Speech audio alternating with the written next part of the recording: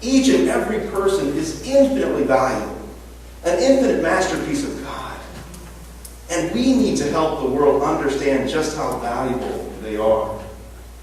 Human history is fraught with examples of one class of people thinking they're somehow superior to another. Royalty was defined by blood type or family. Some peoples today are influenced by cultures that have entrenched class systems, while many will value people simply because of what they believe. If somebody ascribes to a certain set of beliefs, it gives them the license even to kill those who refuse to submit. As the election approaches, we have the obligation to investigate what those asking for our vote believe in. That's what's key. Do they believe that truth is somehow what most people think? Or do they have no value for the innocent unborn child? Or do they relegate that it's simply a private matter of choice? Like the slave owners of old, by the way. See, we've been down this road before.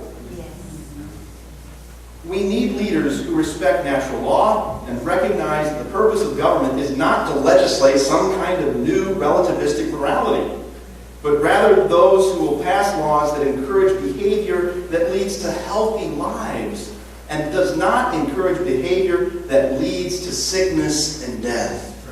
The only reason why something is sinful, my friends, is because it's stupid. It hurts us. And we make mistakes, no doubt about it. And we can't legislate morality. But we certainly don't want laws to encourage destructive behaviors that can destroy us. Fact-checking is essential. We need to know what we're talking about. And I think we also need an open mind. One of my favorite quotes is Alan Bloom, a Jewish philosopher. He said, we need an open mind, but not so open that our brain falls out. Okay? And I think he said it very well. We need to know the candidates, what they believe, and how well they understand sound principles by which the founders of this country were guided. A document that has received widespread support that respects marriage, religious liberty, and life has received incredible broad support from many Christian leaders and from Catholic bishops and priests, and to a host of other religious leaders as well. It's called the Manhattan Declaration. If you haven't had a chance to take a look at it,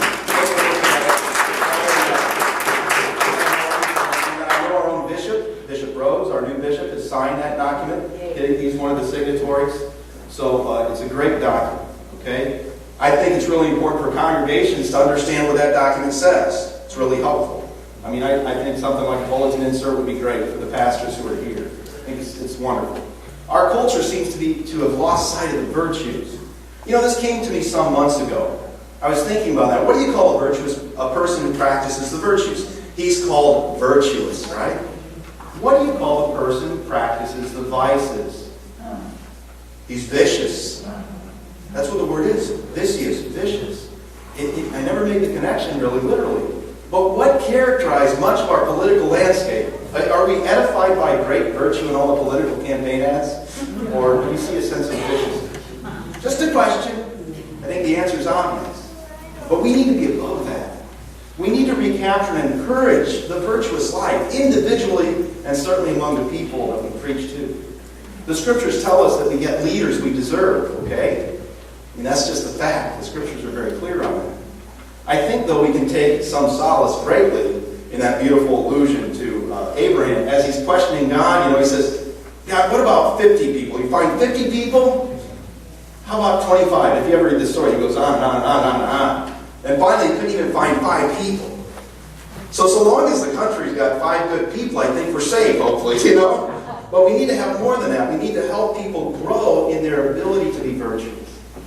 We need to help people be open to a deep conversion of heart.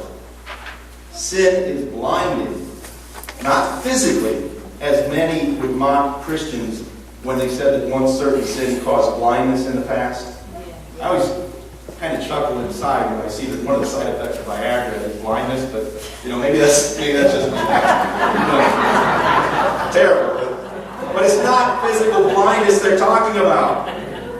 They're talking about spiritual blindness. And when we commit sin, it clouds our ability to see clearly. So is it any wonder that our leaders seem to not see very clearly? And so it's coming back. The character, the we can learn and we indeed can change. It was about 150 years ago that you could legally own another human being in this country. And I certainly hope it won't take a civil war to help us regain our moral footing this time. It is impossible to legislate morality, but it's important to work for laws that do not legislate immorality. That's the key distinction. It's a free country. We have to respect that. And we respect people who make bad choices. We need to love them. We'll win them over by our love.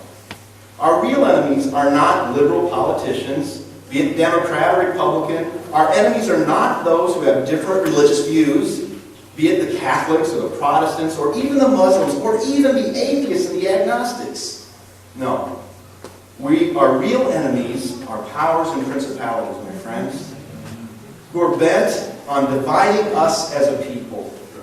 Remember the country in 9/12. I mean, it was amazing.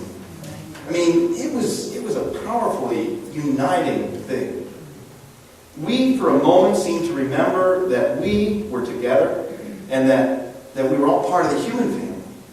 A family that was attacked out of hatred by extremists who failed to recognize the dignity of life. I don't know if you've ever had the chance to go to the cathedral in Fort Wayne.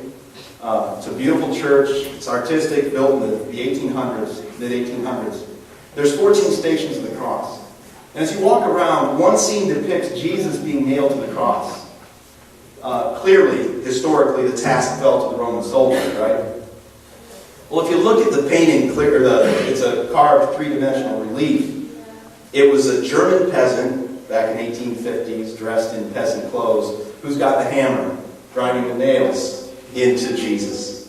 And standing behind the cross, is a priest standing up like this, looking at the world and seeing Jesus crucified.